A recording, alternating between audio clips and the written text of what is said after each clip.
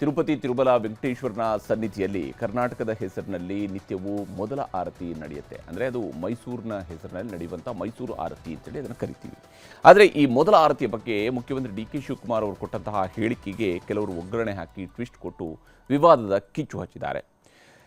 ಈಗಾಗಲೇ ಸಂಪ್ರದಾಯದ ರೀತಿಯಲ್ಲಿ ತಿಮ್ಮಪ್ಪನಿಗೆ ಮೈಸೂರು ಆರತಿ ಅಂತ ಆರತಿಯನ್ನು ಬೆಳಗಲಾಗುತ್ತೆ. ವಿಜಯನಗರದ ಸಾಮ್ರಾಜ್ಯ ಕಾಲ ಮತ್ತು ನಂತರ ಮೈಸೂರು ಸಾಮ್ರಾಜ್ಯದ ಸಂದರ್ಭದಲ್ಲಿ ಮೈಸೂರು ಅರಸರು ತಿರುಪತಿಯ ತಿಮ್ಮಪ್ಪನಿಗೆ ಕೊಟ್ಟಿರುವಂತಹ ಅಪಾರ ಸ್ವರೂಪದ ಕೊಡುಗೆಗಳೇನಿದ್ವು ಅವುಗಳ ಆಧಾರದ ಮೇಲೆ ಒಂದು ರಾಜಮನೆತನಕ್ಕೆ ಕೊಡುವಂತಹ ಗೌರವದ ರೀತಿಯಲ್ಲಿ ಮೈಸೂರು ಆರತಿಯನ್ನು ಇಲ್ಲಿ ಬೆಳಗಲಾಗತ್ತೆ.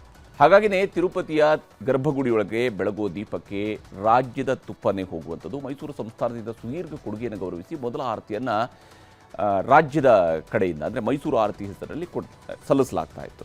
ಈಗಲೂ ಕರ್ನಾಟಕದ ಪರವಾಗಿ ಅಲ್ಲಿರುವಂತಹ ಕರ್ನಾಟಕ ಭವನದ ಸಿಬ್ಬಂದಿ ಹೋಗಿ ಈ ಆರತಿಯನ್ನು ಸ್ವೀಕರಿಸ್ತಾರೆ. ಅದರಲ್ಲಿ ನಿರ್ದಿಷ್ಟ ಅಧಿಕಾರಿ ಅಂತೇಳಿ ಇಲ್ಲ, ಯಾರೇ ಅಲ್ಲಿಯ ಒಬ್ಬ ಸ್ಟಾಫ್ ಆಗಿದ್ದರೂ ಸಾಕಾಗುತ್ತೆ. ಕರ್ನಾಟಕ ಭವನದ ಒಬ್ಬ ಸ್ಟಾಫ್ ಹೋಗಿ ಅಲ್ಲಿ ಆರತಿಯನ್ನು ಸ್ವೀಕರಿಸ್ತಾರೆ.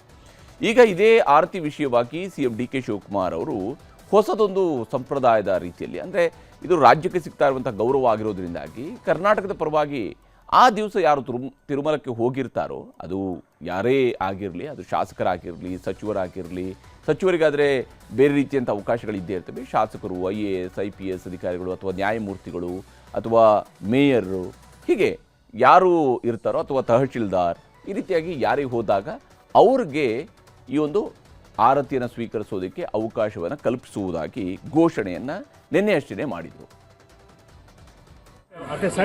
ಯಾವುದೇ ಶಾಸಕರು ತಿರುಪತಿ ದರ್ಶನಕ್ಕೆ ಹೋದಾಗ ನಮ್ಮ ರಾಜ್ಯದ ಪರವಾಗಿ ಆರತಿಗೆ ಕೊಡೋಕ್ಕೆ ಒಂದು ಅವಕಾಶ ಇದೆ. ಮೊದಲನೇ ಆರತಿ ನಮ್ಮದು.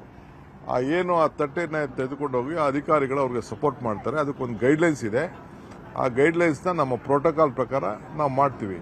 ಒಂದಿನ ತಹಶೀಲ್ದಾರ್ಗೂ ಸಿಗ್ಬೋದು, AC ಗೂ ಸಿಗ್ಬೋದು, ಶಾಸಕರಿಗೂ ಸಿಗ್ಬೋದು, ನಮ್ಮ ಮೇಯರ್ಗಳಿಗೂ ಸಿಗ್ಬೋದು, MP ಗಳಿಗೆ ಸಿಗ್ಬೋದು. ಅವ್ರಿಗೆ ಆ ಒಂದು ಭಾಗ್ಯ ಸಿಗಲಿ. ಆರತಿ ಕೊಡೋದು ಕರ್ನಾಟಕಕ್ಕೆ ಒಳ್ಳೇದಾಗಲಿ ಅನ್ನೋ ದೃಷ್ಟಿಯಿಂದ ಅವತ್ತಿಂದ ಒಂದು ಪದ್ಧತಿ ಉಳಿಸ್ಕೊಂಡು ಬಂದಿದ್ದಾರೆ. ಬರೀ ಒಬ್ಬ ಆಫೀಸರ್ ಎತ್ಕೊಂಡೋಗಿ ಕೊಡೋದಕ್ಕಿಂತ ಜನಪ್ರತಿನಿಧಿಗಳು ಹೋಗಿ ಆ ದೇವರಿಗೆ ಪ್ರಾರ್ಥನೆಯನ್ನು ಮಾಡಲಿ.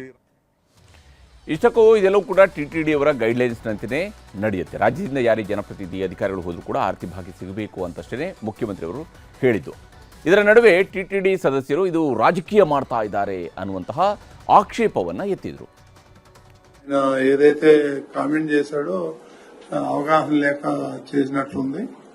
దాన్ని మనం TTD బోర్డు నుంచి లేదా TTD నుంచి ఆయనకి రిజైన్ లెటర్ పంపించడం జరుగుతుంది. పాలసీ ఇట్లా ఉంటుంది తెలియక మాట్లాడారేమో అనుకుంటున్నా. అంటే దీని మీద అవగాహన లేదు ఆయన.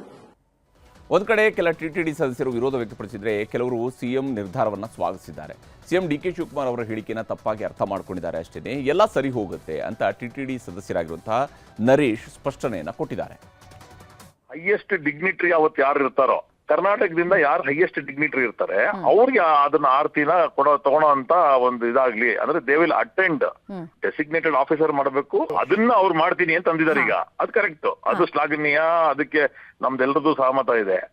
ಆಮೇಲೆ ಯಾವ್ದಾದ್ರು ಹೈಯೆಸ್ಟ್ ಡಿಗ್ನಿಟರಿ ಯಾರಿದಾರ ಅವತ್ತು ಅವ್ರು ಅದ್ರ ಜೊತೆಗೆ ಹೋಗ್ಬೋದು.